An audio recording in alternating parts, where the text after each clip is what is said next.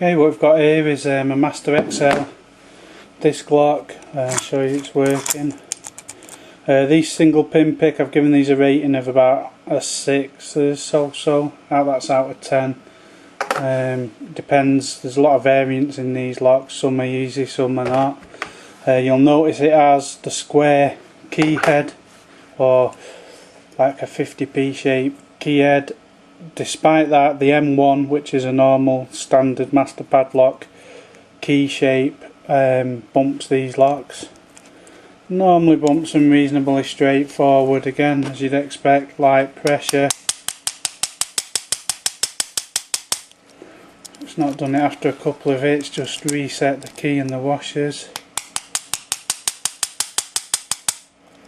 There we go. The lock's gone. With normal bumping you do almost no turning pressure at all. With these I found you need to add a little bit more pressure just to bump them open a little bit quicker. That's the Master XL disc lock.